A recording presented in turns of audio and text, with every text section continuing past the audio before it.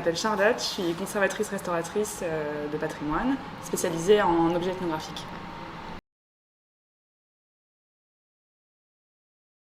À prendre en charge des biens culturels qui présentent des altérations, qui peuvent menacer leur lisibilité, leur compréhension ou leur intégrité physique, en passant par de la conservation préventive, de la conservation curative ou de la restauration. Dans mon domaine, moi je dis que je suis conservatrice-restauratrice d'objets ethnographiques, mais en fait ça regroupe beaucoup de domaines et de types d'objets différents, dont le lien sont surtout les matériaux organiques pour ma part. Donc je peux travailler à la fois sur des collections extra-européennes qui vont provenir donc, de collections en dehors de l'Europe, par exemple en Amérique du Nord, en Océanie ou en Afrique. Ça peut être toutes sortes de choses, des objets du quotidien, des vêtements, des coiffes, des statues avec des piquants de porc-épic, de la peau, plein de choses très exotiques. Ou de l'ethnographie locale dans des collections ou des musées qu'on appelle d'art et tradition populaire, où on va traiter plutôt des objets du quotidien qu'on connaît nous. Ça peut aller de la selle de cheval en passant par les chaussures jusqu'aux marionnettes de théâtre fait maison.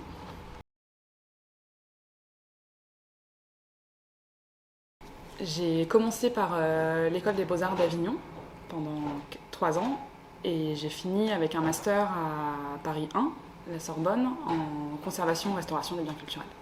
C'est des formations spécialisées dédiées à la restauration des biens culturels.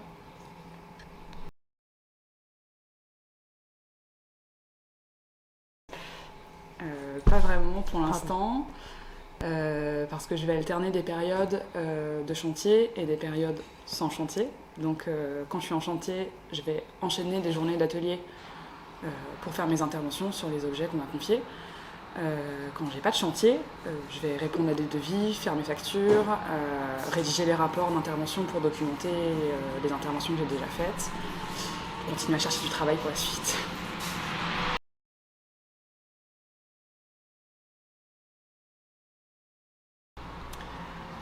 Pour moi, les avantages, c'est que c'est toujours différent et c'est aussi les inconvénients. On va, en tout cas moi au début, pour l'instant, toujours remettre en question ce qu'on apprend, ce qu'on connaît, parce que les objets, les projets sont toujours différents, donc on est sans cesse obligé de se renouveler.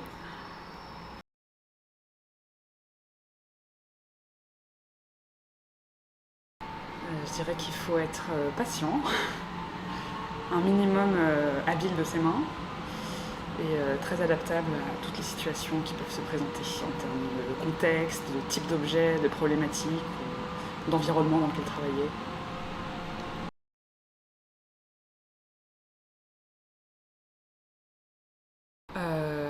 D'abord les collègues, qui sont à la fois les partenaires et parfois les concurrents, pour répondre en équipe à des appels d'offres ou du niveau des clients, les musées directement la plupart du temps, par généralement les équipes de régie ou les conservateurs.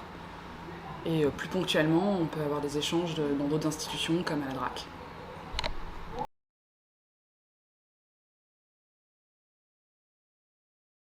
J'étais attirée par la culture, le patrimoine, l'histoire de l'art en général, mais vraiment par la restauration quand j'ai compris qu'il y avait un métier où on pouvait toucher les objets et être dans les coulisses, être vraiment au plus près, avoir accès à la matérialité, ce qui est vraiment jamais 100% possible en salle d'exposition.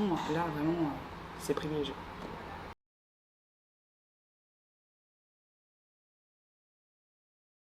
Je suis présente sur la carte Jeune Pro Patrimoine pour répondre aux questions sur mon métier ou ma structure, mon activité, par téléphone ou par mail.